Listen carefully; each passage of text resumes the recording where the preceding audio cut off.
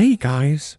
Tonight we ease ourselves into a story that creaks with age and grandeur the entire saga of the Trojan horse. You close your eyes and picture the dust of ancient plains, warm winds drifting from the Aegean, and the sun glaring off walls that have held firm for 10 exhausting years.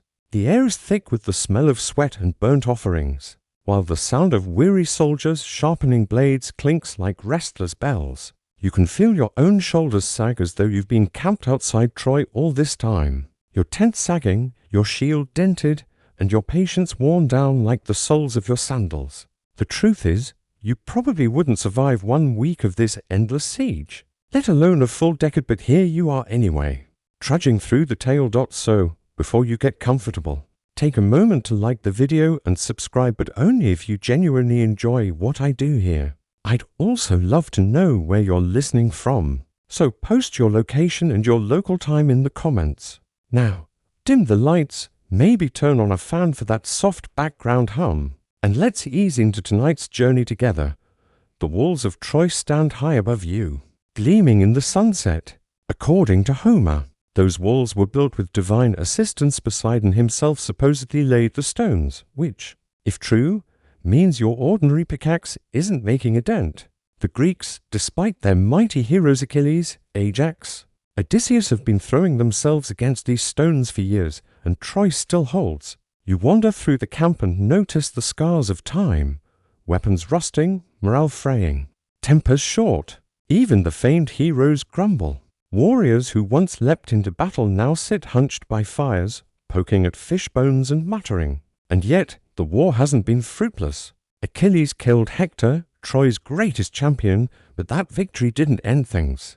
Instead, it deepened the bitterness. Families in both camps have been shattered, sacrifices made, and still no final push can topple the city. Historians still argue whether this 10-year war actually lasted that long, or if it was a poetic exaggeration, a way to compress generations of raiding into one dramatic siege. Either way, from your spot in the camp, it feels endless.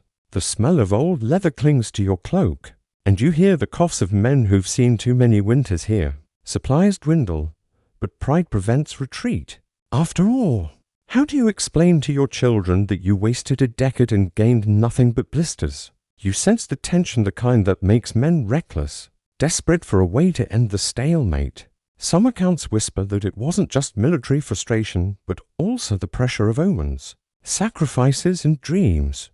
The Greeks were superstitious, constantly checking the flight of birds or the crackle of flames. Imagine being a soldier stuck here, only to hear the seer Calchas mutter that the gods demand one more impossible act. Comforting, right? It's like your boss telling you the project is almost done except it needs a miracle first. Meanwhile, within Troy, life has grown oddly normal.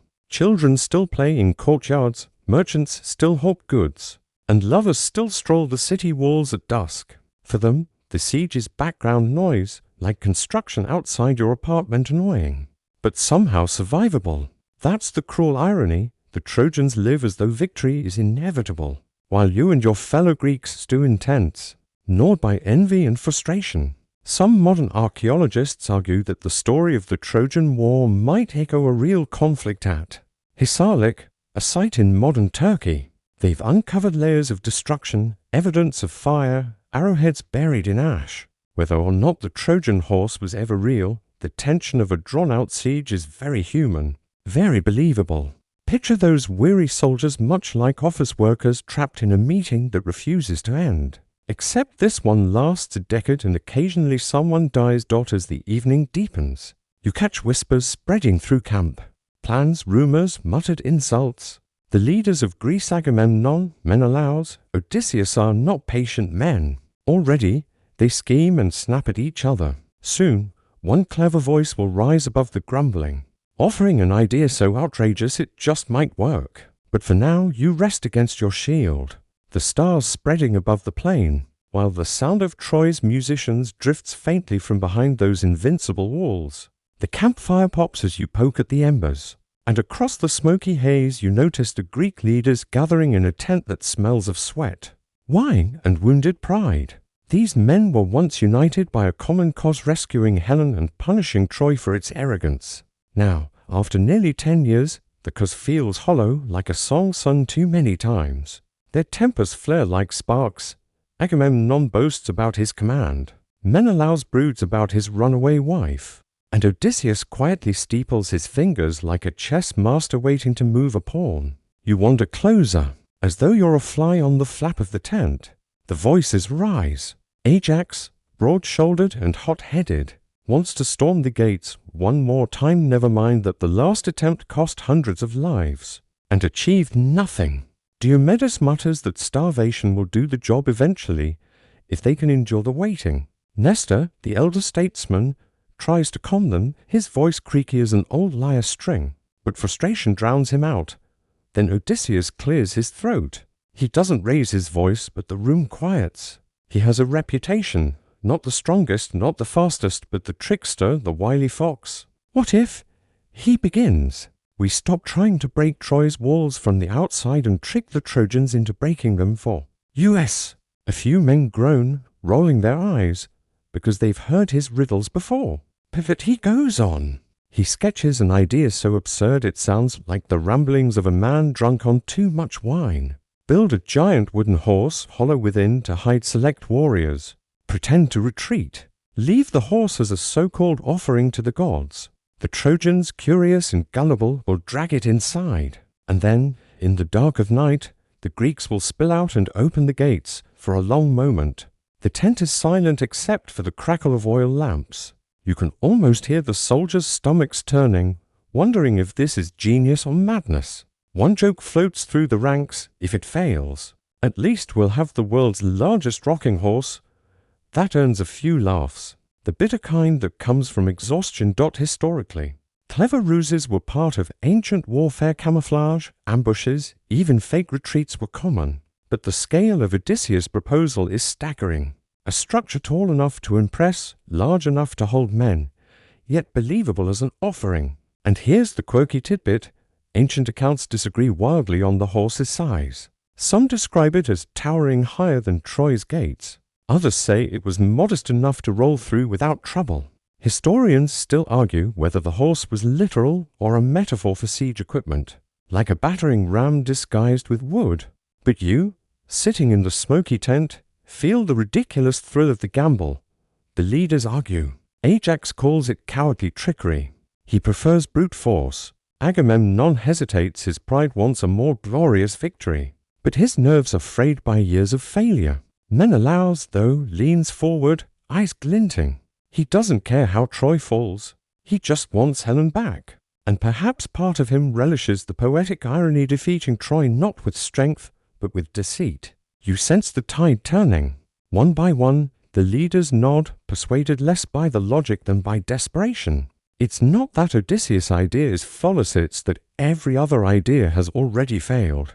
And so, by candlelight, with ink smudged and tempers raw, the decision is made. The Greeks will build a horse. Outside, rumors spread. Some soldiers chuckle, others scoff, a few look horrified. But deep down, they all cling to the same fragile hope. Maybe, just maybe, this insane scheme will end the endless war. You, sitting cross-legged on the dust, feel the strange pull of anticipation, like the moment before a magician's trick is revealed. The wind shifts, carrying the faint sound of Troy's nighttime celebrations music, and laughter drifting across the plain, mocking the weary Greek camp. You hug your cloak tighter, knowing that soon, something far stranger than another battle will unfold. Something no warrior's code of honor could have predicted. The plan hangs in the air like smoke you can't wave away, half real, half absurd. You shuffle through the camp as whispers grow. A horse, a giant horse. At first, many laugh it off. After all, who wins a war with carpentry? But Odysseus, with his sly grin, keeps repeating the idea until the laughter fades and curiosity hardens into resolve. You can feel the shift. The way a joke muttered in a bar suddenly becomes a pact no one dares to break. In the flicker of torchlight, you overhear carpenters debating angles, lengths, and the kind of timber that will carry the weight. They argue over whether cedar or fir will split less when hollowed. Someone quips that oak is better after all.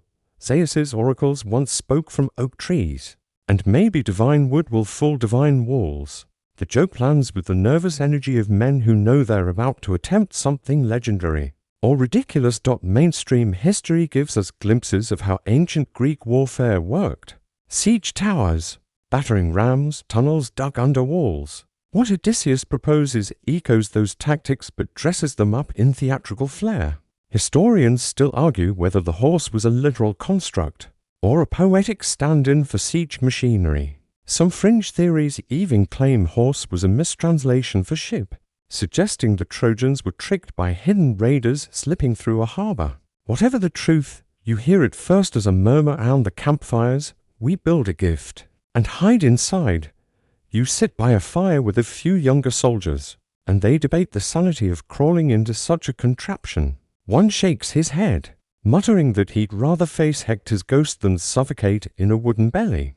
Another grins, boasting that he'll be first inside, claiming glory. You roll your eyes because you know, deep down, that when the time comes, only the bravest or the most reckless will volunteer. At the same time, the idea of a horse specifically starts to make eerie sense.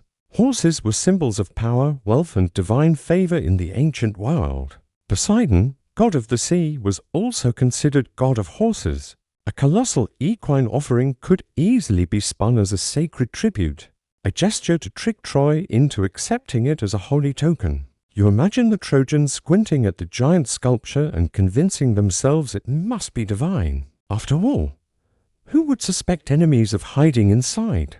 It's the ancient equivalent of clicking a sketchy email attachment because it looks official. As the rumor spreads, you notice men begin carving small horse figurines in wood and bone, souvenirs of an idea not yet real. One soldier even balances a tiny wooden horse on the rim of his cup, smirking. You can almost hear the future laughter of storytellers retelling this night how warriors once dreamed of defeating Troy with lumber and nails. But beneath the surface humor is tension. You feel it in the stillness between words, the way eyes dart toward the city walls as if testing whether the Trojans can already sense the trick. The longer you linger, the more it feels like the horse exists already, hovering in imagination, daring someone to bring it to life. Later, when you crawl into your tent, you can't sleep. You hear hammering beginning in the distance, faint and rhythmic, like a heartbeat. The plan is no longer whispers. It's the start of something audacious, something that might finally bring this endless war to a close or go down as the most embarrassing failure in Greek history. You pull your cloak over your head and mutter a prayer, wondering if the gods are laughing as hard as you are. The next morning, the camp wakes to the thud of axes and the rasp of saws. You wander toward the sound, kicking at dry grass, and there it is, a skeleton of timber rising awkwardly against the horizon. At first, it looks less like a horse and more like a half-collapsed barn, but you can already sense the stubborn determination in every swing of the hammer. The Greeks have turned from warriors into carpenters, their bronze swords set aside while chisels and mallets take center stage. The chosen wood comes from Mount Ida nearby, a place sacred to the gods and thick with forests. Men strain under the weight of massive beams, dragging them down slopes while cursing under their breath. Someone jokes that they've marched all the way to Troy just to join a construction crew. You can't help but smirk. It feels less like a battlefield now and more like a chaotic DIY project. Led by too many foremen still, the structure slowly takes shape. The belly must be hollow yet strong enough to hold dozens of men. The legs must bear the weight without splintering.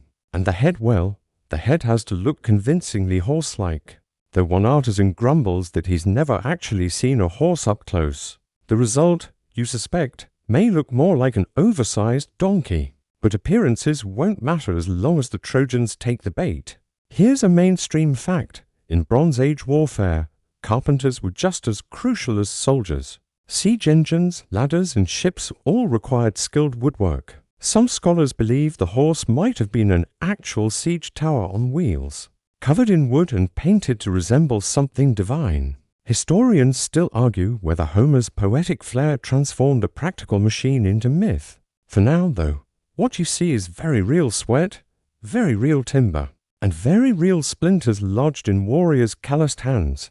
The quirky tidbit? Archaeological digs at Hisarlik have uncovered charred beams and strange cavities in the ruins, fueling debates about whether some giant wooden construct once stood here. One eccentric theory even suggests the Trojans found a beached ship, mistook it for a gift, and wheeled it inside. Later storytellers simply swapped ship for horse, because horses symbolized Poseidon. Whatever the truth, as you watch men polish planks with sand and pitch, you realize you're standing at the birth of a legend that will outlive all of them. Odysseus hovers near the builders, offering too many suggestions, while others roll their eyes. He insists on making the hollow chamber large enough for an elite strike force. You glance inside and shiver. It's dark, airless, claustrophobic. You imagine crouching there for hours, knees cramping, sweat dripping, while outside an entire city debates your fate. It's not bravery that chills you, it's the thought of boredom, silence, and the hope that no one sneezes. Evenings bring songs and mocking cheers. Men gather around fires to bet whether the contraption will roll at all, or collapse under its own weight. One soldier swears it will topple on its first step, flattening everyone inside like olives pressed for oil. You laugh along, but deep down, there's unease. For 10 years, every tactic has failed. Now everything rests on a horse that barely resembles one. Yet, the work continues. The shape grows taller, bulkier, casting long shadows that stretch toward Troy's walls. From the towers, Trojans surely glimpse the activity. But what can they think? Another siege engine? Another futile attempt? You almost pity them, because they cannot imagine the strangeness of what's coming. By nightfall, the frame is complete. The smell of resin and pitch lingers in the air, sticky and pungent. You run your hand along the grain of the wood and feel it vibrate faintly, as though the gods themselves hum with anticipation. Somewhere, deep in your bones, you sense that this is no ordinary weapon, but a gamble stitched with destiny. And you, like every soldier watching, can only wait to see if destiny likes jokes. The horse looms now, finished enough to cast its absurd silhouette across the camp. It creaks in the breeze like a ship's mast, and its hollow belly echoes with each knock of a hammer. Tonight, the talk is no longer about building, it's about who will climb inside. You shuffle toward the gathering where Odysseus is choosing the volunteers, and the mood feels heavy, like a lottery where the prize is claustrophobia mixed with probable death. He names the champions one by one. Menelaus, eager to confront Helen face to face, insists on joining. Diomedes, grim as ever, volunteers without hesitation. A handful of other skilled fighters, quiet men with iron stomachs, step forward.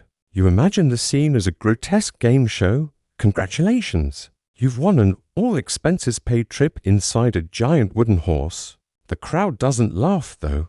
They watch in silence, knowing that whoever enters is gambling everything on Odysseus' silver tongue and the Trojans. Gullibility. You step closer to peer into the dark interior. The hollow space smells of pitch and fresh-cut wood, sharp and suffocating. It isn't large. You'll have to crouch, knees tucked against your chest, shoulder pressed against armor. The air is hot already, and you shudder at the thought of spending an entire night inside, listening to your own breath. One warrior jokes that at least the horse provides better housing than the tents they've slept in for years. Another mutters that it will be their coffin. Here's your historical fact of the night. Elite strike groups were common in Greek warfare. Armies often selected smaller bands for surprise raids, where mobility and discipline mattered more than numbers. The men entering this horse represent that tradition, chosen for stealth rather than brute strength. And the quirky tidbit? Later poets couldn't agree on the number of warriors hidden inside. Some say a handful, others claim up to 3,000. If you've ever ridden in a crowded bus, you know 3,000 would have been impossible. Scholars still argue whether even 50 could fit in the horse's cramped interior.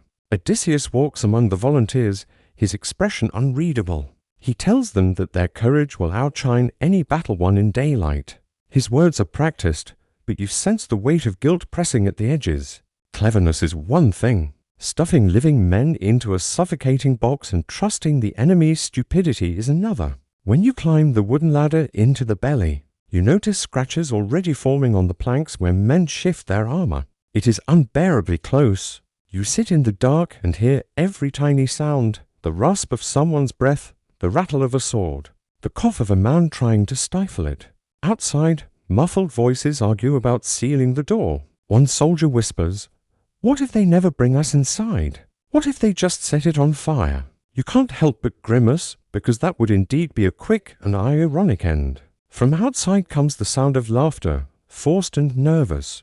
The rest of the army must prepare to burn their camp, to fake the retreat that will sell the ruse. You feel the wood shift slightly beneath your weight, as if the horse itself is restless. The smell of resin clings to your clothes, and the shadows close around you like a coffin lid. It's not just fear pressing in its anticipation. If this works, you'll be the first through Troy's gates, the one to open them for thousands. If it fails, your story ends here, unheard, lost in the crackle of firewood. You close your eyes, take a slow breath and settle into the silence. Outside, the hammers fall quiet. The horse is finished. The trap is set. The waiting begins. You brace your hands against the timber ribs and feel the horse vibrate as the camp outside shifts. From carpentry to theatre, a new rhythm takes over. The crisp tear of tent ropes, the thwomp of canvas falling, the crackle of torches licking at the guy lines. The Greeks are staging their grand exit, and you're the secret stillness at the center of it. Smoke threads in through hairline seams. It smells like resin and dust, like 1,000 goodbye letters burned at once. You picture the plain, stakes yanked up, firelight wobbling over spearheads. Men moving with the hush of conspirators who don't want the guards to hear them tipping the balance. Someone outside shouts that the last wagons are rolling. Another voice, Odysseus, you think orders the path to the shore kept clear. What had been a snarled village of tents and trenches becomes a long black shadow, funneling to the sea. The horse creaks contentedly, which is not a comforting sound when you're inside it. You shuffle a knee and wince at the cramped angle. A neighbor taps twice your prearranged code for still alive. Still quiet. You answer with 2 taps of your own and wonder if you'll someday miss this absurd Morse code. With strangers pressed against your shoulders, along the beach, the ships ready themselves like a flock of dark birds about to lift. Homer loved to call them black ships, and you can practically feel their tarred hulls breathe as crews shove them seaward. That's your mainstream fact for the night.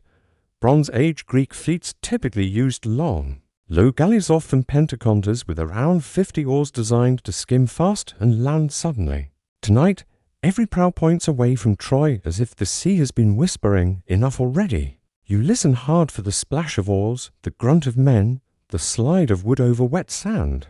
Each sound is a thread in the tapestry of pretend surrender. The camp must look astonishing from Troy's walls. For years your enemies watched smoke rise at dawn like a second sun, heard the clang of breakfast pots, the coughs, the laughter that meant confidence.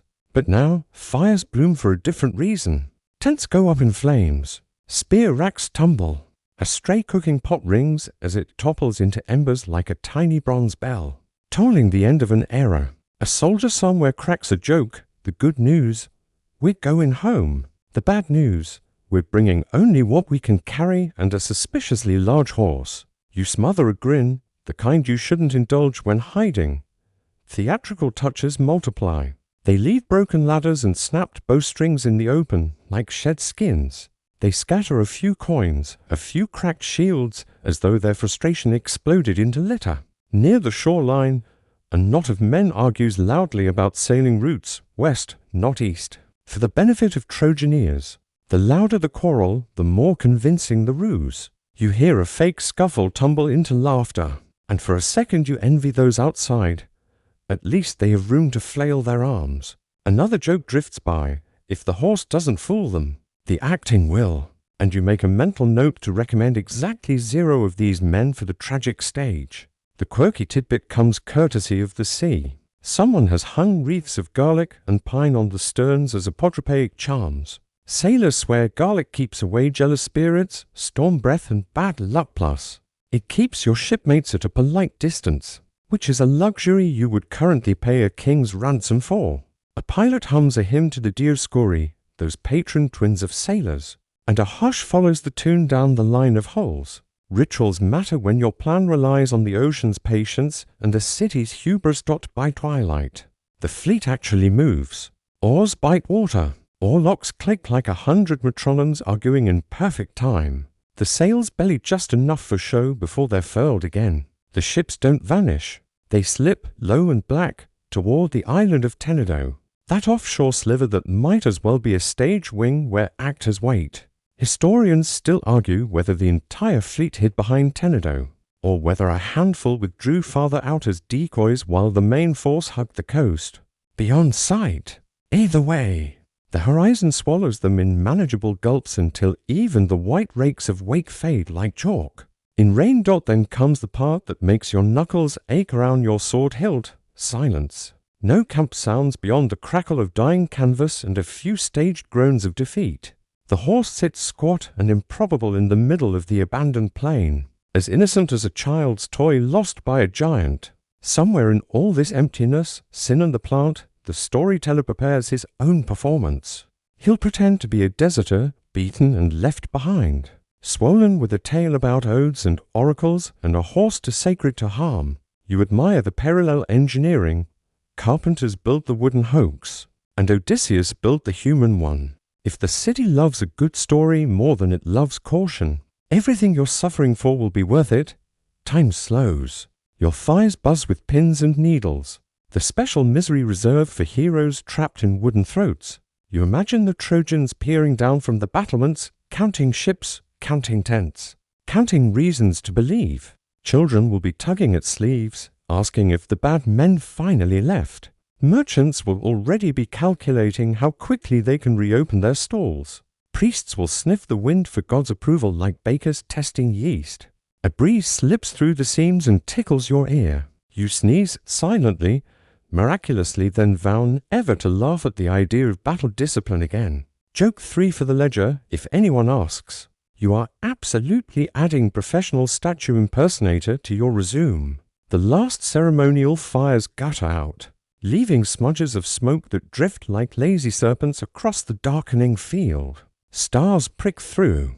The horse becomes a heavier shadow among shadows. You find yourself attuning to tiny things: the gummy drag of pitch under your palm, the patient click of a beetle somewhere inside the hollow, the slow collective breathing of armed men trying not to exist loudly. From the city come tentative noises, a horn call that means observe, another that might mean assemble. By morning, the field outside Troy looks eerily empty. You feel the horse sway faintly as wind brushes its bulk, and you imagine how strange it must appear from the walls. No clang of Greek armor, no smoke curling from campfires, only one ridiculous wooden colossus sitting like a stray toy abandoned by giants. You picture the Trojans rubbing their eyes at dawn, nudging each other, murmuring disbelief, after 10 years of watching the enemy glare at their gates. Now they see nothing but trampled dust and this hulking shape casting a shadow over the plain. Trumpets sound within the city, echoing off the high walls.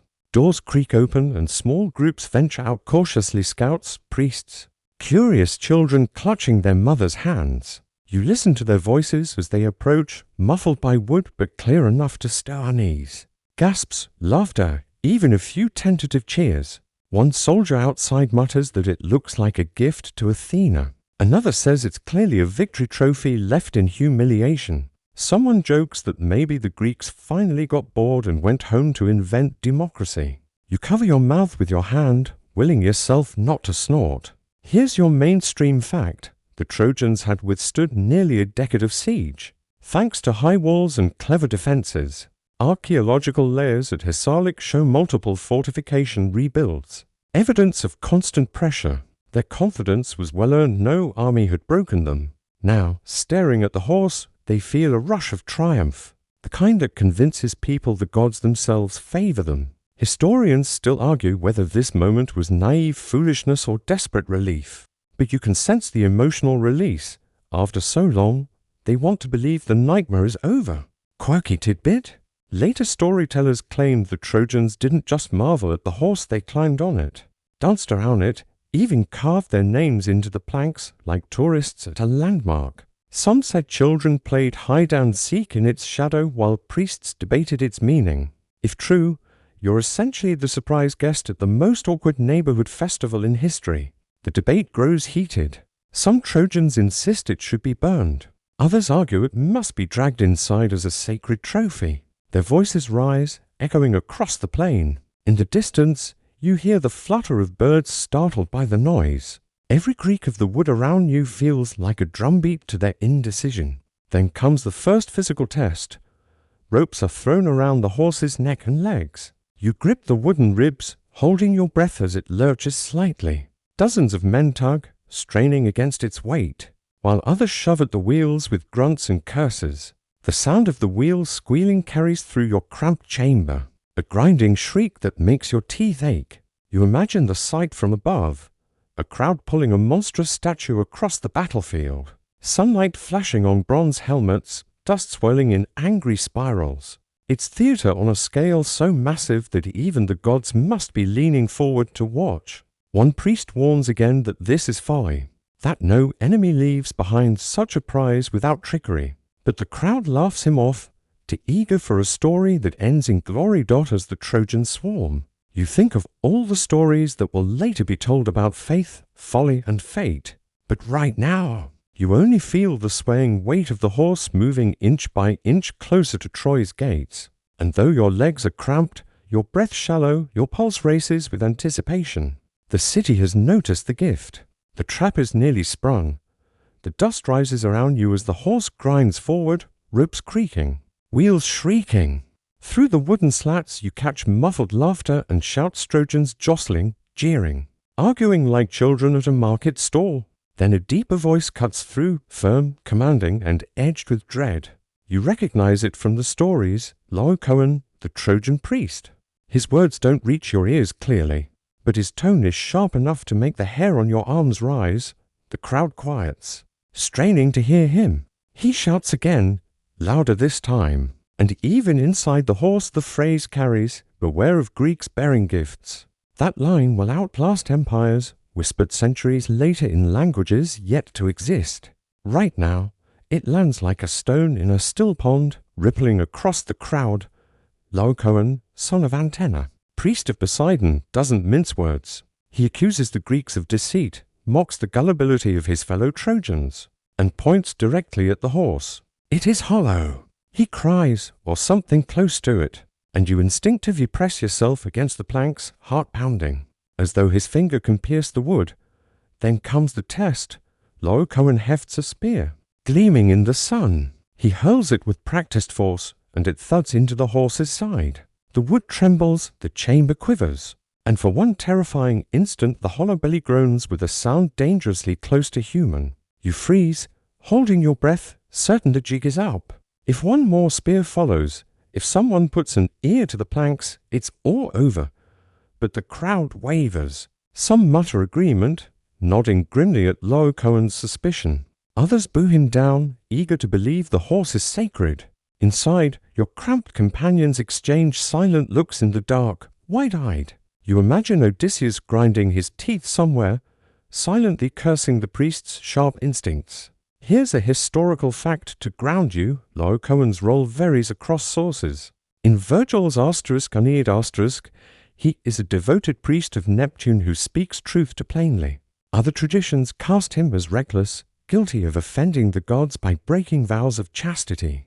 Historians still argue whether Laocoon was a historical figure, a literary invention, or a blend of both. What matters in the moment is that his warning is uncomfortably accurate and ignored. And the quirky tidbit? Some versions claim when Laocoon's spear struck the horse, the sound inside was so hollow and resonant that it should have given everything away. Later commentators suggested that if only the Trojans had acted on that noise, they might have set the horse ablaze then and there. Instead, the gods or perhaps human stubbornness steered them toward ruin. Laocoon doesn't stop at words. He urges fire, destruction, cleansing by flame. His arms slice the air with urgency. You feel his desperation as though he knows the city's fate balances on this hour. But the crowd, drunk on hope, resists. Some call him a fearmonger, others a blasphemer. The horse, to them, is no weapon but a divine offering. And no one dares anger Athena by destroying it. You press your ear against the timber, heart still racing from the impact of that spear. The wood bears the scar, but the secret holds for now. You realize how fragile your fate is, depending not on strength or skill, but on the mood of a fickle crowd. And you wonder if you survive this night, Will anyone ever truly believe how close you came to discovery? Outside, Laocoon's voice fades under the chatter of the mob. The ropes tighten again, the horse lurches forward once more, and your breath steadies. For better or worse, the Trojans are choosing denial over suspicion. And you, wedged in darkness, know the gods or human folly have bought you one more chance. The horse hasn't rolled far before the commotion grows louder, sharper, as though Troy itself is arguing with the gods. You press against the plank and hear Laocoon again, still shouting, still stubborn. His words rattle through the mob. He warns, he pleads, he calls them fools. The Trojans waver, their voices bouncing back and forth like dice on stone. And then, just as the crowd seems ready to consider his warning seriously, the sea answers with a horror no one expects. You hear the first screams before you feel the vibrations. The surf roars oddly, as if a storm is rushing in. Then, above the shouting, comes a collective gasp. Men and women scatter, sandals slapping stone, and you strain to imagine what could silence so many at once.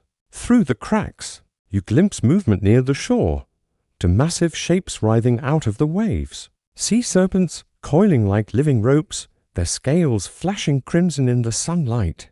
They slither forward with a speed that makes your stomach drop. The serpents strike. They wind around Laocoon and his two sons, lifting them like dolls. You hear the priest's cry, strangled as coils crush his ribs. The boys' voices pierce higher, desperate, before the sound collapses into silence. The crowd erupts not in action, but in terror. People scatter, some covering their eyes, others falling to their knees. The serpents thrash once more, then vanish back into the surf as if the sea had simply burped them up and reclaimed them. Inside the horse, you sit frozen. Sweat trickles down your spine, though the air is suddenly cold. This was no ordinary tragedy, it was theatre of the divine. To the Trojans, it looks like the gods themselves punished Laocoon for daring to doubt. His spear and his warnings are forgotten instantly. All that remains is his limp body sprawled on the sand, his sons beside him, the horse looming in the background like a smug accomplice. Here's your mainstream fact. Sea serpents were common motifs in ancient myths, often linked to Poseidon's wrath. In Virgil's version, Athena or Minerva sent them as vengeance. Historians still argue whether this scene represents a symbolic retelling of some natural disaster, maybe an earthquake or tidal surge that silenced dissent, or if it was purely poetic drama. Either way, you can't miss the irony. The man who was right is erased. His warning drowned by spectacle dot and the quirky tidbit. Centuries later, the scene was immortalized in sculpture, the famous Laocoon and his sons unearthed in Rome in 1506. Now in the Vatican museums, Michelangelo himself admired it, declaring it the pinnacle of ancient art. Imagine that, your death by sea monster becoming a Renaissance masterpiece. Your agony preserved in marble for tourists to photograph centuries later. Not much comfort for Laocoon, though. The Trojans, of course, take the event as a sign. If the gods punish the man who questions the horse, then surely the horse must be holy. Their fear flips instantly into reverence. Priests call for purification rituals, women scatter petals, and children press their foreheads to the wooden legs. You can feel the vibration of hands knocking reverently on the planks that hide you.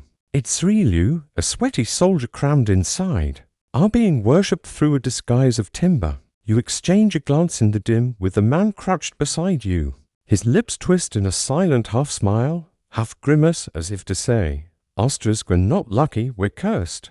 Asterisk, you want to laugh or maybe cry, but you dare not make a sound. The ropes tighten once more. With renewed zeal, the Trojans drag the horse toward their gates, shouting praises to Athena. The death of Laocoon has sealed your fate not as suspects, but as sacred cargo. The plan has crossed its second threshold, paid for in the life of a man who saw too clearly. The horse jolts forward again, hauled by ropes and sweat-streaked backs, until the ground beneath it changes from rough dirt to the smoother approach of Troy's great gate. You feel every lurch in your knees and spine. The rumble of wheels against stone shakes the chamber like thunder trapped in a box. Through slats in the planks, you glimpse shadows stretching across the high walls, banners fluttering and crowds surging like waves around the strange prize. The gates themselves groan open. They are massive, carved from timber and bronze, so heavy that oxen are sometimes used just to swing them wide. The sound is deep, like a mountain cracking, and for a moment you swear your heartbeat matches the rhythm. Beyond lies Troy, streets paved with limestone, doorways draped with fabric, balconies crammed with faces. It is a city you've only ever seen from outside, a dream fortified in stone. And now, absurdly, you're about to roll straight into its heart without lifting a sword. The Trojans cheer. They swarm around the wheels, patting the horses' legs as if stroking a divine creature. Women throw garlands of flowers. Petals drift through cracks, landing on your armor. Children laugh, tugging at the ropes with eager hands, blissfully unaware that their play is dragging doom behind them. Someone starts singing a hymn to Athena, and the chorus spreads, echoing through narrow streets until the entire city seems to hum with blind devotion. Here's your historical fact. Troy, at its peak, was a thriving citadel with multiple layers of defense. Archaeologists at Hisarlik uncovered strong walls, towers, and gates that suggest a city built for resilience. Historians still argue whether the Trojan horse tale preserves a memory of some actual breach, perhaps attackers hidden in a siege engine or through a concealed tunnel. But the symbolic image of the horse passing these gates has defined the myth for millennia. And a quirky tidbit? Some versions of the story say the Trojans were so enthusiastic that the horse actually got stuck at the gate. Rather than see this as a warning, they knocked down part of their own wall just to get it inside. You can almost hear Odysseus laughing in disbelief at that stroke of luck. The enemy tearing down their own defenses to welcome a weapon. Inside the cramped chamber, you and your companions hardly dare breathe. Each jolt rattles your bones, each shout outside sends adrenaline crashing through your veins. Sweat drips onto your shield, pooling at your feet. The air grows hotter with every passing moment, thick and sour. One soldier shifts his weight, his armor scraping wood, and everyone tenses as if the noise might betray you.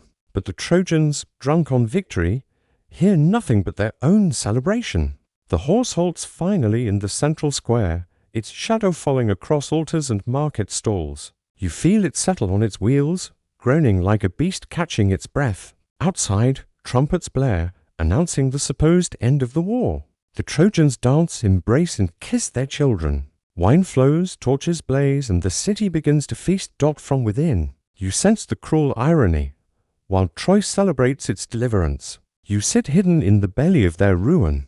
You run your fingers along the timber and feel it thrum faintly. As if the gods themselves are drumming in time with destiny, the gates creak shut behind you, sealing Troy for the last time. The city that resisted 10 years of siege has, with its own hands, rolled the enemy inside. You swallow hard, chest tight, and whisper a silent prayer not for victory, but for survival until the night comes. The gates close with a final groan, and the echoes of iron bolts locking resound through the city. You huddle deeper into the dark belly of the horse, your breath caught, because you know what that sound means. You are sealed inside Troy. No more waiting on the dusty plain. No more watching their walls from afar. Now you are in their heart, surrounded on all sides by thousands who would cut you down without a second thought if they knew. Outside, the celebration surges. Through the planks you hear drums pounding, flutes piping, and laughter rolling like surf. The Trojans dance in circles, slap each other's backs, and call out to the gods in gratitude. You can smell roasted meat carried on the wind, mingled with the acrid tang of torches and the sweet sting of wine spilled in excess. For 10 years they endured hunger and fear. Tonight they believe it has ended. Inside, though, you are cramped into silence. Knees pressed to chest, shoulder against shoulder, helmet biting into the man beside you. Every creak of armor feels deafening. A cough, stifled in the throat, makes you sweat. One warrior shifts and the wood groans, and instantly the rest freeze. Terrified, the sound has given you away. It is astonishing how heavy silence can become, pressing on your ribs harder than any armor. Here's your historical fact. Ancient siege warfare often ended not with outright conquest, but with ruses, starvation, or betrayals from within. Few cities could be battered down directly. Guile was often the true weapon. Historians still argue whether Troy's fall came from trickery, fire, or simply slow attrition. Yet this image warriors hidden in wood, waiting has eclipsed all other possibilities. The quirky tidbit? Later poets embellished that while the warriors suffocated in silence, one unlucky soldier actually sneezed. The noise made others smother him with a cloak until he nearly fainted, lest the Trojans hear. Whether true or invented, it captures the absurdity of the moment, heroes of Greece reduced to praying their noses. Don't betray them. Hours crawl by. The city outside grows louder, then slowly softer like a tide receding. The festival burns high at first, cheering, feasting, drunken songs slurred under the stars. But as the moon climbs, the revelry slackens. Voices turn to murmurs, then hiccups, then snores. Torches gutter low, casting long shadows on walls. The soundscape of victory shifts into the hush of sleep inside the horse. The silence is even more profound now. You hear your own heart beat louder than the city's fading echoes. The man beside you mutters a prayer to Athena under his breath, and another hisses for quiet. You think of Laocoon, strangled on the beach, and wonder if the gods have a cruel sense of humor, punishing the man who warned the truth and rewarding those who believed the lie. Time stretches. The air grows hotter, staler, each breath recycled from a dozen lungs. Sweat drips from your brow, pooling at your collar. Your thigh burns with pins and needles from sitting too long in one position. Yet you don't move. None of you dare move.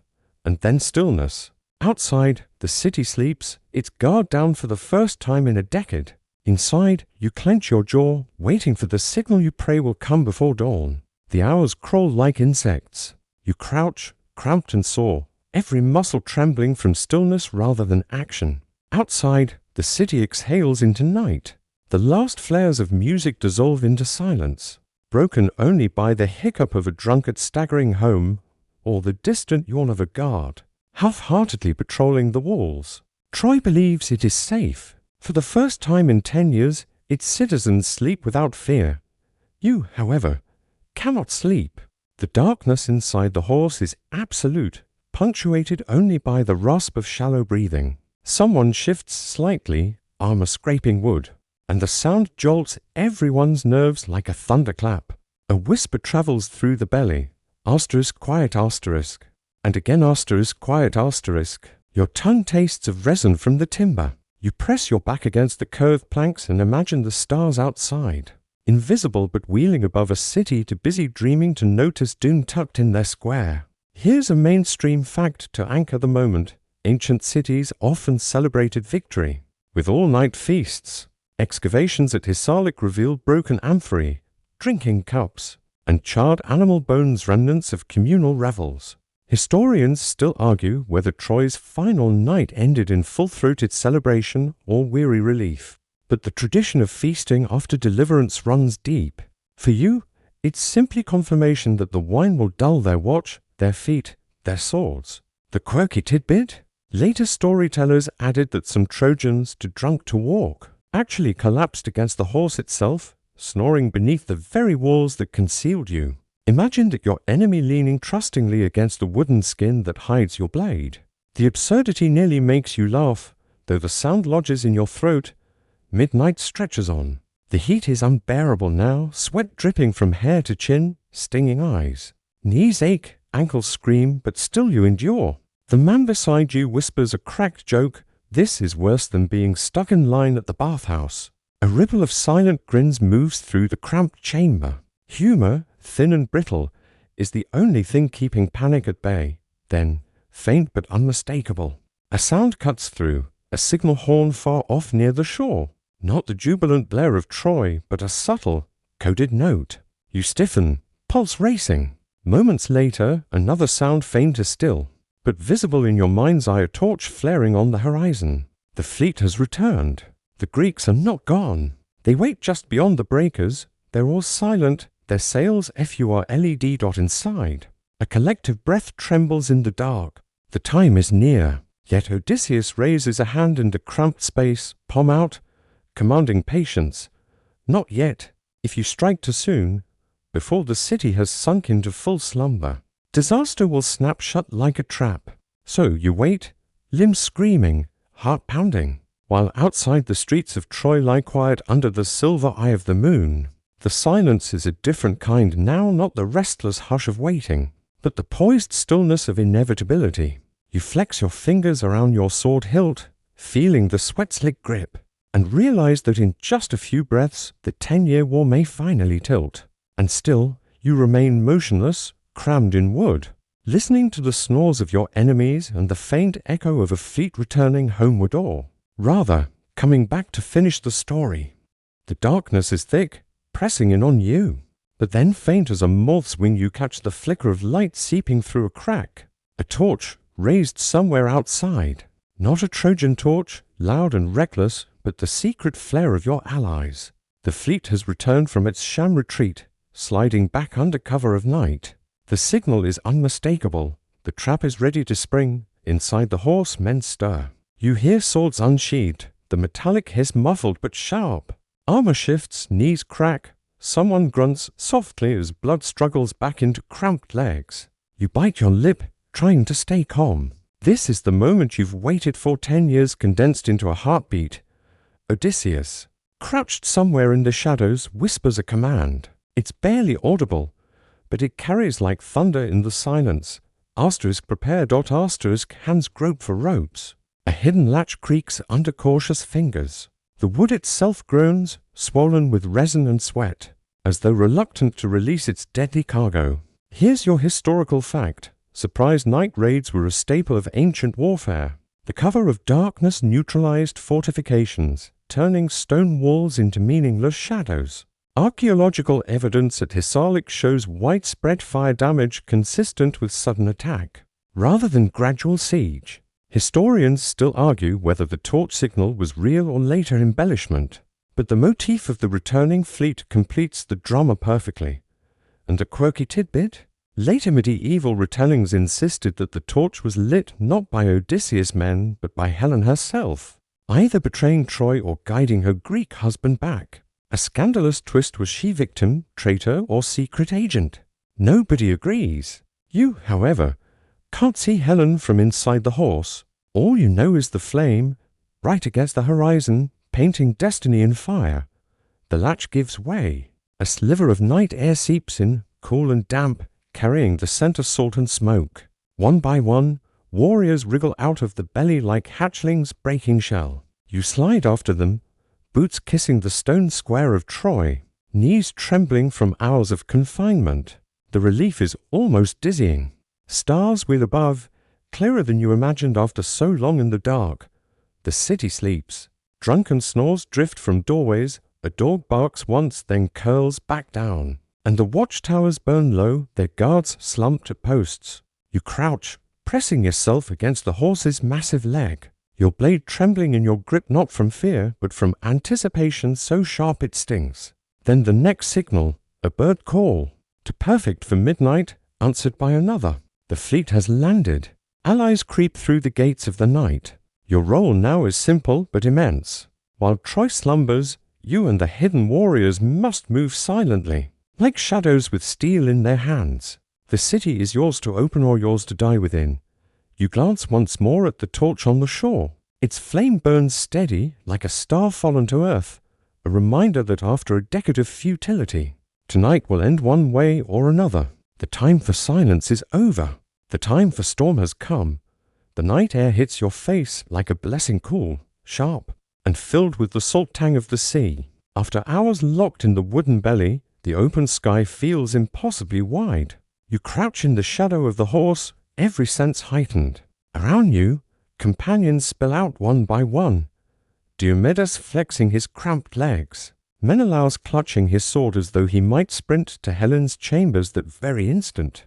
And Odysseus moving quietly, eyes darting everywhere.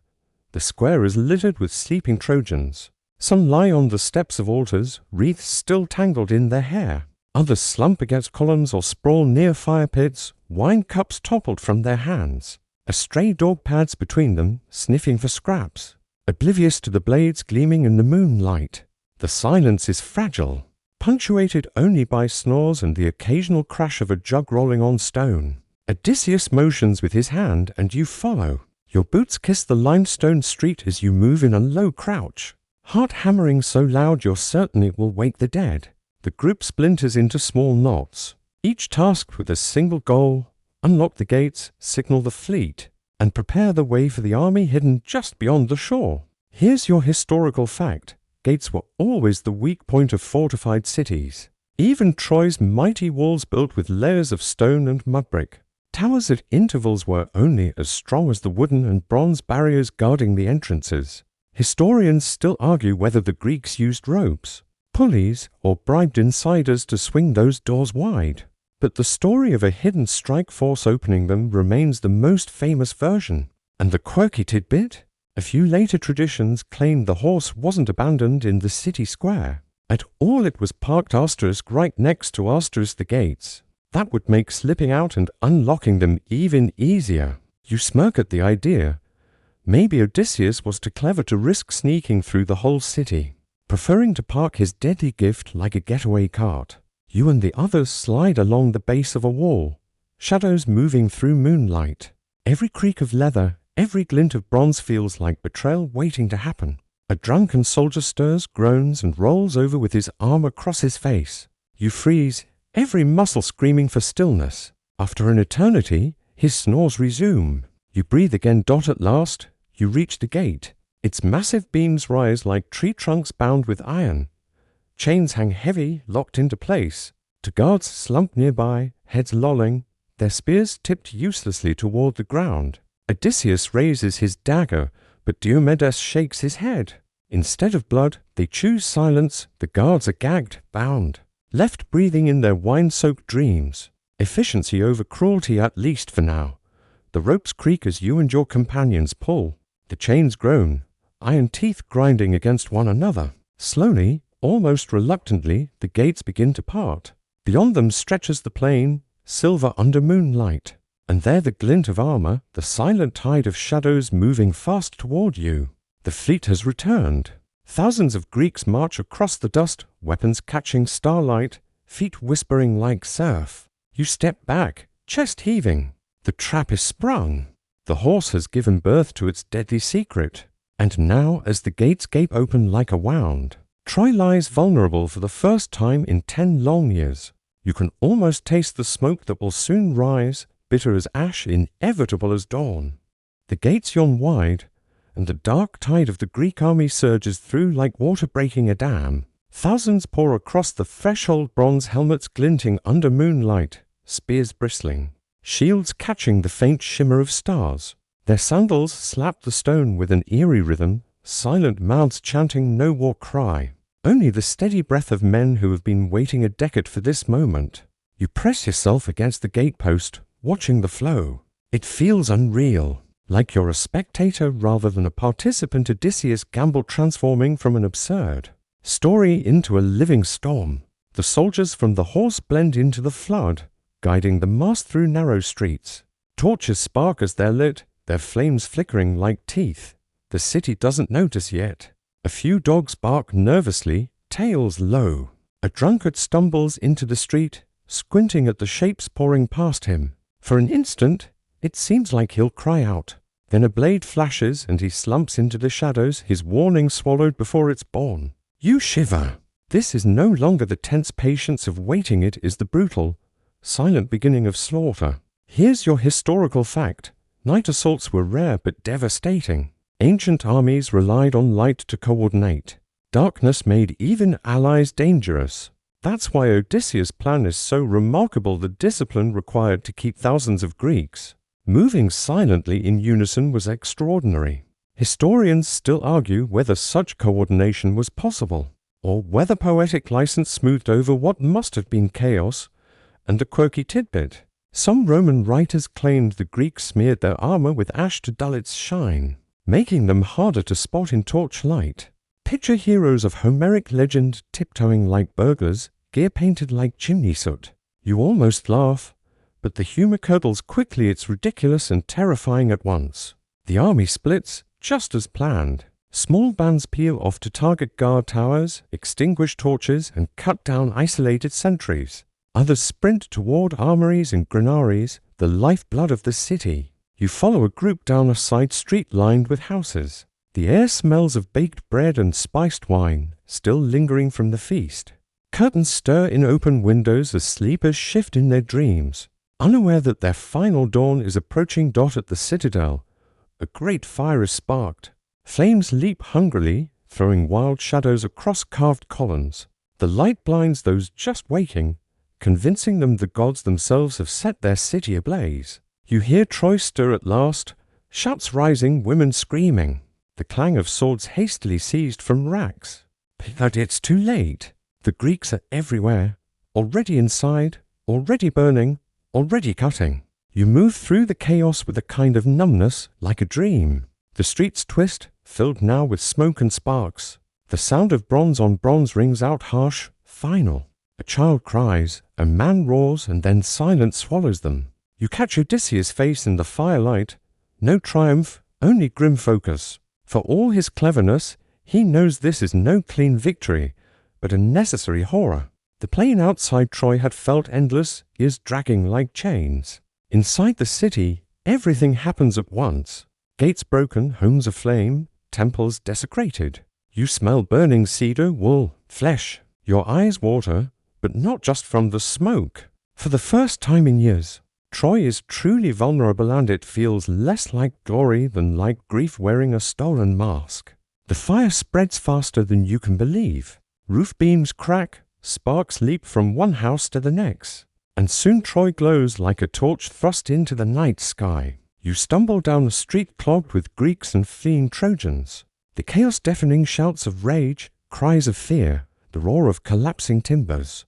Bronze clangs on bronze, dogs bark frantically, and amid it all, the sound of rushing feet multiplies until the whole city feels like it's pounding with one vast heartbeat. The gates no longer matter. They hang wide, useless, as Greek soldiers pour in unopposed.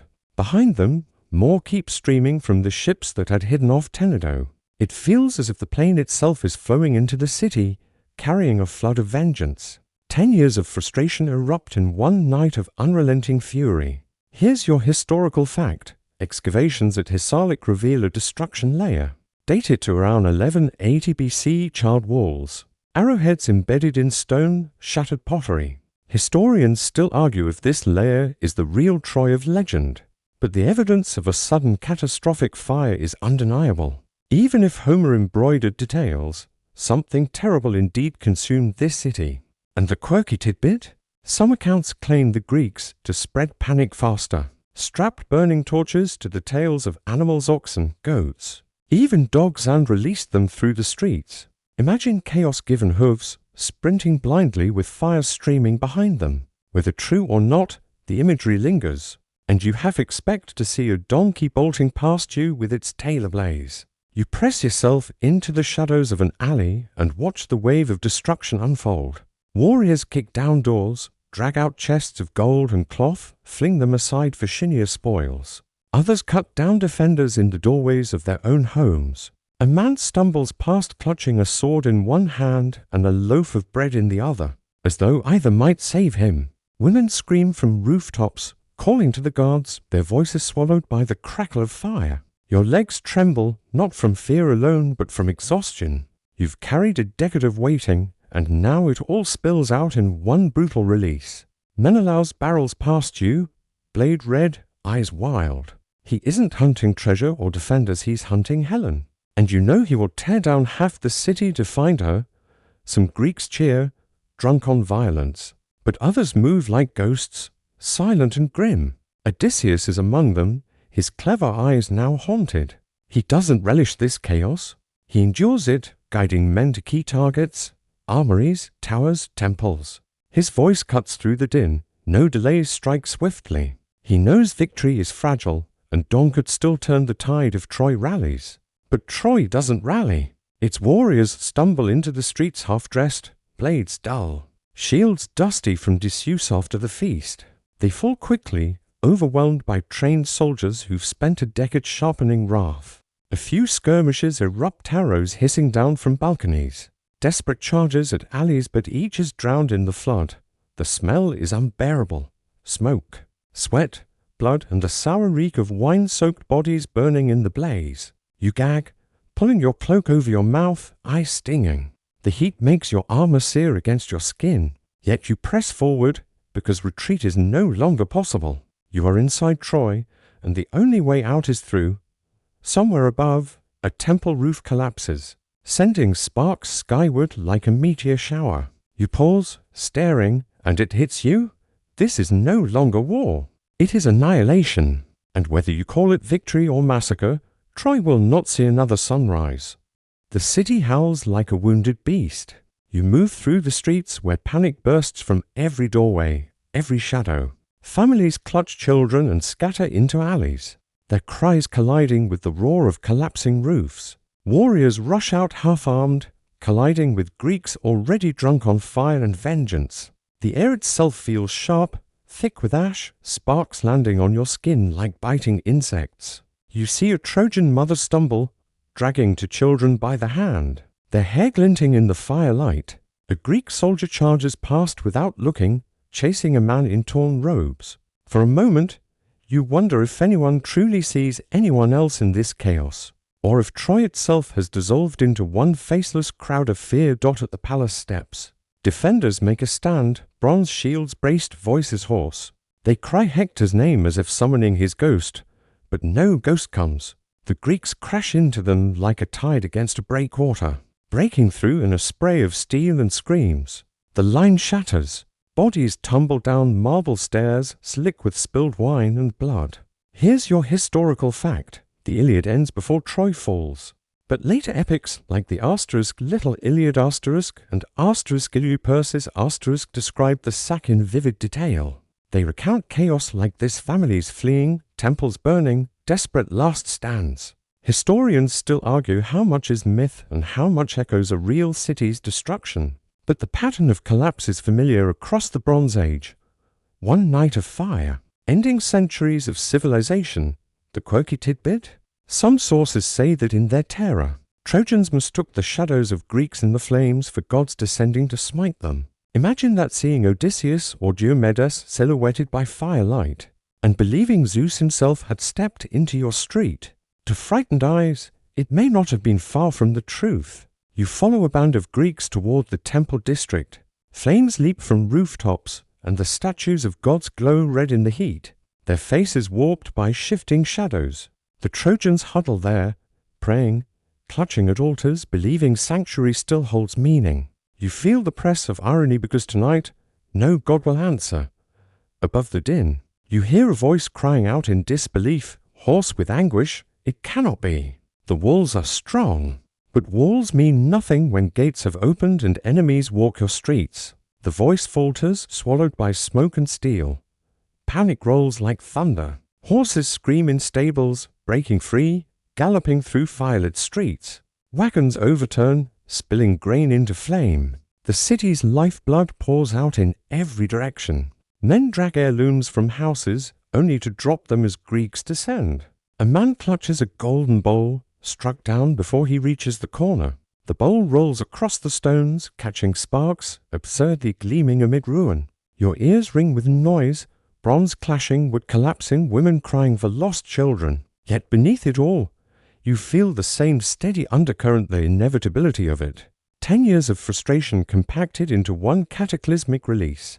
Troy is no longer falling slowly. It is unraveling all at once, and you, caught in the center, sense the cruel paradox. The victory you have long prayed for feels less like triumph than a nightmare set loose. Impossible to stop now that it has begun. Through the firelit haze, you reach the palace, its marble steps streaked with soot, its columns casting monstrous shadows.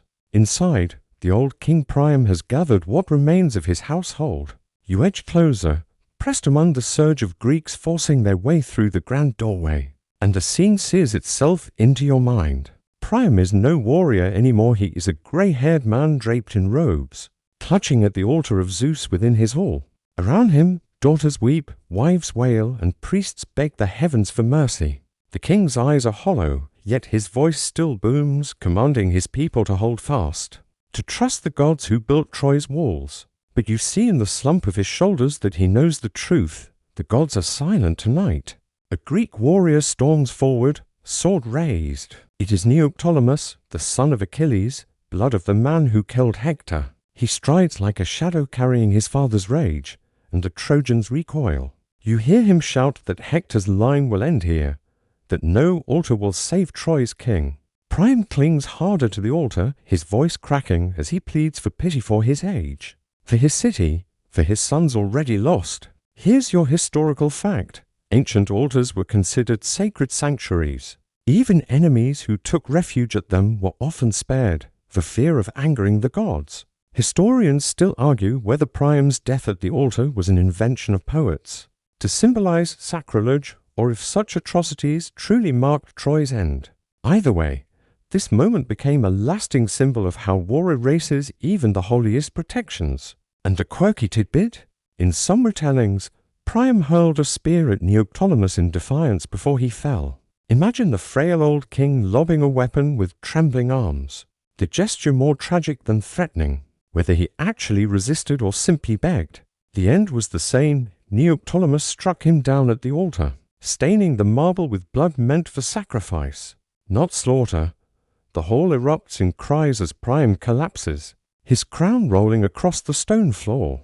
The last king of Troy lies lifeless at the feet of his ancestors' gods. For a heartbeat, the Greeks themselves hesitate, glancing uneasily at the desecrated altar. Even hardened soldiers know they have crossed a line the gods may not forgive. But then the moment passes, drowned in fire and fury, and the sack continues. You grip your sword tighter, staring at the old man's body. You feel no triumph, only the heavy weight of finality.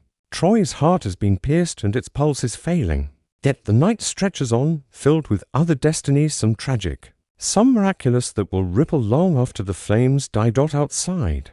The city groans as more roofs collapse, sparks swirling upward like souls fleeing to the heavens. You step back into the smoke, carrying with you the image of a king who clung to hope until the very last breath, and whose death sealed Troy's fate beyond redemption. Smoke rolls through the streets like a second tide, and you stagger as the heat presses against your armor. Past the palace, through the flickering glow, you glimpse another figure moving with grim determination, Aeneas. Tall, dark-eyed, burdened not with plunder but with destiny. He carries his aged father Anchises across his shoulders, the old man clutching sacred household gods in his hands. At Aeneas' side, his little son Ascanius trots, frightened but unbroken, and behind them trails a small band of survivors. You pause, sword in hand, watching. Even amid chaos, the image pierces you, while Greeks rage, plunder, and kill. This man is not fleeing in cowardice, but leading his family away from ruin. There's a strange nobility in it, as if Troy itself refuses to die entirely, instead planting a seed for something new. Here's your mainstream fact. The Romans later claimed Aeneas as their ancestor, weaving his escape into the foundation myth of Rome. Virgil's *Aeneid* turns this moment into prophecy. Troy falls, but through Aeneas, a greater empire rises. Historians still argue whether Aeneas was a real Trojan noble or a literary invention, designed to give Rome divine legitimacy. Either way, his figure strides through the flames like a thread tying old myths to future empires. And the quirky tidbit? Some later accounts suggest Aeneas didn't leave voluntarily. They claim he was spared because of his family's alliances, or even bribed the Greeks to let him escape. Imagine that, the legendary forefather of Rome not marching nobly into destiny, but slipping out with hush money. The stories can't agree, which only adds to the mystery. You watch him pause at a crossroads, scanning the smoke-choked streets, perhaps searching for his missing wife, Creusa. Some versions say he lost her that night, her shade appearing to him later with calm acceptance, urging him to continue without her. You imagine the heartbreak of losing a partner, while carrying both father and son, a man stretched between past and future, with no present left to hold on to. Around him, the city collapses, but Aeneas moves steadily, every step a refusal to be erased. Greeks shout nearby, yet somehow he and his band slip into the shadows, swallowed by alleys that lead toward the gates or perhaps toward destiny's unseen hand. You exhale, realizing you've been holding your breath. For all the ruin Troy suffers tonight, for all the vengeance the Greeks unleash, something larger is unfolding. The war doesn't end here, it transforms, carrying echoes into ages yet unborn. You glance at the flames leaping higher and wonder if any of the warriors around you grasp that in destroying Troy, they are unknowingly giving rise to Rome. The thought chills you, even as the fire sears your face. Victory tonight feels vast, but history has a way of reshuffling triumph and tragedy long after swords are sheathed. You turn away, back toward the screams and smoke, carrying the image of Aeneas in your mind, a man walking out of Troy with nothing but family and fate. You push deeper into the burning city, the sky painted orange by fire, when you hear a voice rising above the chaos shrill, desperate and eerily familiar. Cassandra, daughter of Priam, stands on the temple steps, her hair wild, her arms outstretched, crying out into the smoke. She had warned them. Again and again she had cried that the horse was a trick, that ruin would follow. And no one listened. Now, as Troy crumbles around her, her voice cuts through like a knife of truth too late to matter. She screams at the crowd still staggering in panic, calling them fools, naming the Greeks for what they are. Yet even now, many ignore her, some too drunk, some too terrified, others simply unwilling to admit she was right. You can almost taste the bitterness in her words, a lifetime of prophecies dismissed, culminating in this moment where her accuracy is undeniable but utterly useless. Here's your historical fact.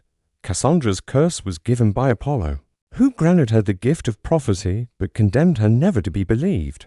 She warned of the horse, of Troy's fall, even of Agamemnon's death later in Greece. Historians still argue whether she was a mythic echo of priestesses or seers, whose warnings clashed with politics and were conveniently ignored. And the quirky tidbit. In some plays, Cassandra was said to have been dragged from the temple by Ajax the Lesser, who desecrated Athena's shrine in doing so. The story enraged later audiences so much that Ajax became a byword for sacrilege. Others insisted she clung to the statue so tightly that the Greeks feared striking her, lest they anger the goddess. Whatever the version, Cassandra's fate is always bitter. Truth-tellers rarely make popular dinner guests. You stand frozen as she cries to the gods, her voice hoarse, her eyes bright with both fury and despair. She is a living embodiment of irony, the seer no one believed, proven right only when belief can do nothing. A group of Greeks rush the steps, seizing her, their rough hands dragging her from the altar. Her scream pierces the night, raw and defiant, echoing through the smoke-filled streets. You turn away, not because you don't care, but because the sound gnaws at you. It is unbearable to witness someone who saw the truth so clearly, and was ignored until it was too late. Around you, the city still collapses, roof beams giving way, towers crumbling, the air shaking with the death rattle of Troy. Yet Cassandra's cry lingers louder than all of it, an echo of warning that will outlast the flames. For a moment, you wonder if the gods gave her visions not to save Troy, but to remind all who come after that humanity is very good at ignoring the obvious. You glance at the burning horse still looming in the square and feel the irony sink deeper. Through the haze of fire and screams, you catch sight of Menelaus, his face lit harshly by torchlight. For 10 years, his heart has been fixed on one thing, not the conquest of Troy, not gold, not vengeance for lost comrades, but Helen, the woman whose abduction sparked this endless war. And now, as the palace burns around him, he finally sees her. She stands in the doorway, framed by smoke, her robes clinging as if the fire itself has sculpted them. Helen legendary, terrible, mesmerizing. Even in ruin, she seems untouched, a flame in human form. Menelaus freezes, sword raised, his knuckles white, his chest heaving. His men hover behind him, waiting to see if he'll strike or embrace. The tension stretches so tight you can feel it in your own jaw. 10 years of blood and grief, all boiling down to this one heartbeat. Will he kill her? Or forgive her? You can almost hear the gods whispering wagers on the outcome. Here's your historical fact. Ancient poets never agreed on Helen's fate. In some accounts, Menelaus kills her in wrath. In others, he is disarmed by her beauty and takes her back. Euripides even wrote a play suggesting Helen never went to Troy at all, that a phantom copy lured the Greeks while the real woman waited safely in Egypt. Historians still argue whether Helen was a myth, a symbol, or an embellished echo of political marriages that sparked real wars. And the quirky tidbit? Some late writers claimed that when Menelaus raised his sword, Helen dropped her robe, revealing her beauty in full. His rage evaporated instantly, replaced by desire. It's a scene equal parts tragic and ridiculous. Imagine a decade-long war, undone by a well-timed wardrobe malfunction. Menelaus steps closer, his sword trembling.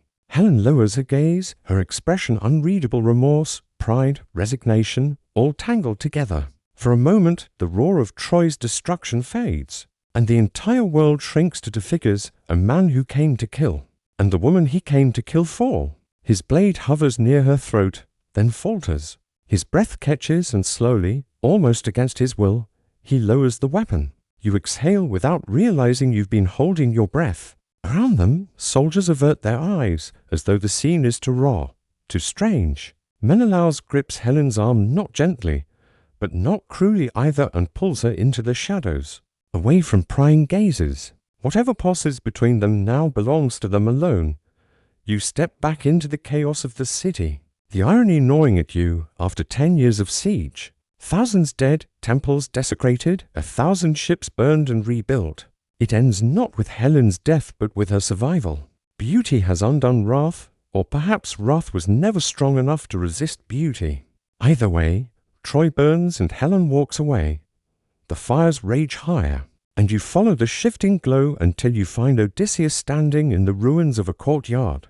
Around him, Greeks shout with triumph, dragging plunder and prisoners. But his expression is unreadable. This is his victory more than anyone's: his cunning, his gamble, his ridiculous wooden horse. Yet when you look at him, you don't see triumph. You see a man measuring the cost. He leans on his spear, eyes narrowed at the flames consuming temples and homes alike.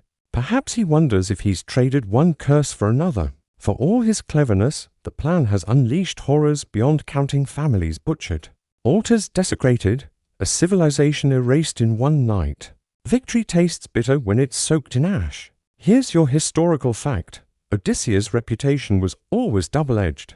Greeks admired his cunning but distrusted it, calling him *Polytropos of many twists. Later, even his allies blamed him for the extremes of Troy's destruction, as though trickery carried more guilt than slaughter. Historians still argue whether the Trojan horse tale began as praise for his genius, or as a cautionary tale against deceit.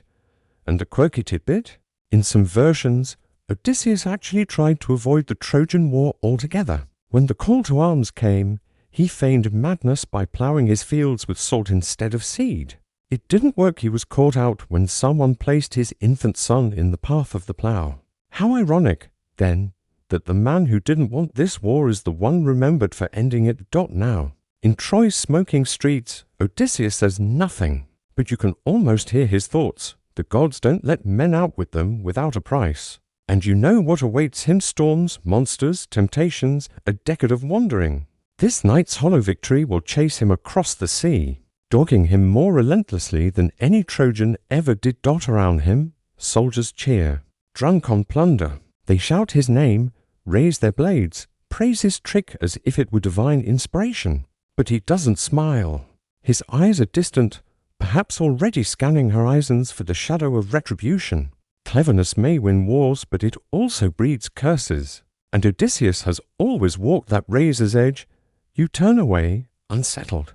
The sack of Troy is supposed to be the culmination, the glory, the end. Yet even its architect stands in smoke and doubt. You realize then that myths are not built from victories alone, they're built from the contradictions that haunt them. Tonight, Troy lies broken, but its ashes cling to every Greek hand, Odysseus most of all. The night stretches on, but the sack of Troy is nearly complete. Smoke rolls out of the gates and into the plain, a black banner announcing the city's death. You wander the streets, stepping over rubble, watching Greeks stagger beneath heaps of plunder, shields strapped to their backs, amphorae tucked under arms, necklaces swinging from their belts like trophies. They are victors, but they look more like looters stumbling home from a fire sale. In the harbor, ships crowd the shore, their decks already heavy with spoils and captives. You can hear women wailing as they're herded aboard, their voices thin and cutting. drifting across the water like gull cries. Children cling to them, silent with shock. The Greeks laugh, but their laughter rings hollow, echoing oddly in the smoke. Here's your historical fact. Many of the Greek victors never made it home safely. Ancient epics outside Homer collectively called the Nost or returns describe disastrous voyages. Agamemnon was murdered by his wife Clytemnestra. Ajax the Lesser drowned at sea, punished for sacrilege. Even Menelaus wandered years before reaching Sparta. Historians still argue whether these tales reflect real upheavals during the Bronze Age collapse, when great cities across the Aegean and Near East fell in rapid succession.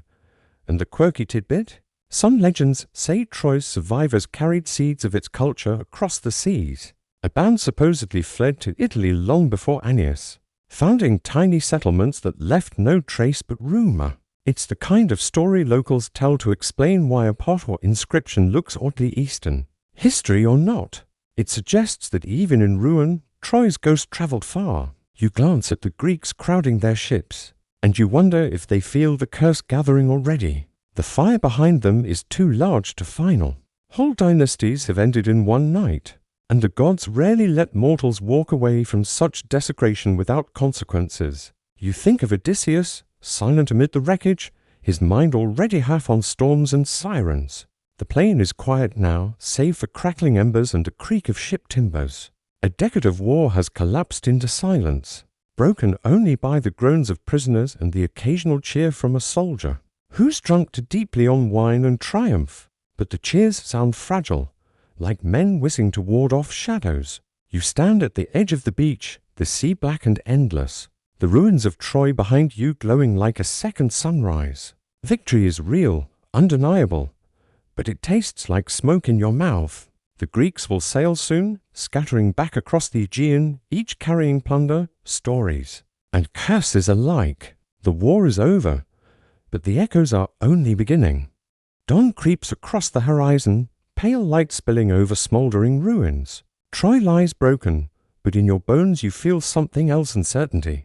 Already, the Greeks argue among themselves about what truly happened here. Some claim the gods favored them, others whisper that the gods merely tolerated them. And outside the myth, centuries later, scholars will sit with fragments of pottery and burned walls, debating the same questions. Was there ever really a horse? That's the puzzle. Archaeologists have found no timber bones, no giant wheels buried in the soil. What they have uncovered are layers of destruction-charred beams, arrowheads, collapsed fortifications, all consistent with a sudden and violent end around 1180 BCE. Historians still argue whether the horse was a literal structure, a siege tower, or simply a metaphor for trickery, transformed by poets into a beast of legend. The quirky tidbit? Some researchers suggest the horse might actually have been a mistranslation of the word for ship. Horses were sacred to Poseidon, god of the sea, and ships were often called horses of the deep. Maybe the Greeks didn't leave behind a giant statue at all. Maybe they crept ashore from hidden ships. Their attack later retold as the work of a wooden beast. Others argue it could have been an earthquake, a gift from Poseidon, shaking Troy's walls down. Mythologized into equine disguise, you stand among the ashes and think about how stories grow. A desperate trick in the night becomes a divine symbol in song. A siege engine becomes an offering. A raid becomes destiny. Each teller adds polish until the truth is hidden like warriors in a hollow belly. The Greeks wanted glory, the Trojans wanted meaning, and poets wanted beauty, so the horse became all three. As the flames die, you imagine future generations leaning close to fires of their own, whispering about the night Troy burned. They won't smell the smoke in their hair or feel the ache in their cramped legs, but they'll picture the horse, massive and strange, rolling through the gates. And they'll argue, as they always do, whether it ever really stood on this plain. The war is over, but the debate begins. You realize you are part of a story that will never settle, always shifting, always galloping out of reach like a phantom horse across the horizon.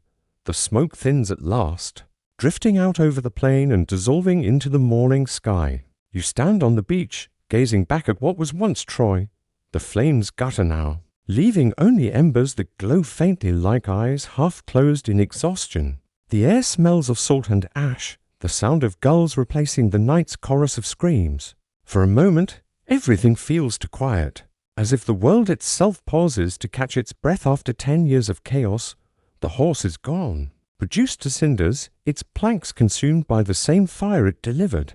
Only a few charred beams jut upward, blackened ribs of a carcass that once held you inside. You touch your arm, half expecting to feel the cramped ache again, but it's gone, replaced by a strange hollowness. The plan worked. Troy is no more, and yet, what lingers is not triumph, but a heavy silence. Greeks stagger among the ruins, gathering spoils, calling for their comrades, herding captives down to the ships. The tide of war has ebbed, leaving behind wreckage. Menelaus holds Helen by the arm. Odysseus broods on the horizon, already sensing storms ahead. Agamemnon stares at the city with a pride so sharp it could cut him open. Each carries victory differently, as though the gods handed out not glory, but burdens. Here's your historical fact. The fall of Troy became the hinge of Greek myth, a story retold for centuries in plays, poems, and epics. Historians still argue whether Troy was one city, many layered cities, or simply a legend built on scraps of memory. But no other tale so perfectly embodies both human cunning and human folly. And the quirky tidbit? Some medieval writers even denied the horse entirely, claiming the Trojans opened their gates out of simple trust, or that the Greeks bribed their way inside. The horse, they argued, was just poetic theatre. Maybe they were right. Maybe the only real wooden horse was the one poets carved from words. You close your eyes. The war is over, the story told. All that remains is the echo caution, a riddle, a lullaby dressed in fire and timber. You let it drift, soft as ash, until even the memory fades into something almost gentle. And now, as the last sparks dim, you can let the story loosen its grip. Imagine yourself far from burning walls, far from creaking timber and clashing bronze. Picture instead a shoreline at dawn, waves lapping gently, carrying foam across smooth sand. The air is cooler here, the smoke gone, the sky washed pale gold. You breathe in slowly, and the breath feels easier than it has all night. The noise of the sack is only memory now, thinning like mist. The crowds, the shouting. The weight of cramped silence inside the horse, all of it dissolves until it feels distant, as if it happened in another lifetime. What remains is only rhythm, the steady hush of the sea, the whisper of a breeze moving through tall grass, the faint call of a bird greeting the morning. Let those sounds carry you. Let them soften the edges of your thoughts, smoothing away tension. The fire has burned itself out, the war has ended, and there is nothing left to fight. You are safe now, outside of the story, watching from a gentle distance where nothing can harm you. Your body grows heavier, your eyelids slower, as though gravity itself is inviting you to rest. The ground beneath you feels steady, the air around you calm, and the world above you patient. You are no longer a soldier waiting in a wooden belly, no longer a witness to smoke and ruin. You are simply here, breathing, quiet, ready to drift. Let the last embers fade into darkness. Let the sea hush you, soft and endless. Sleep comes easily now, as natural as the tide returning to shore.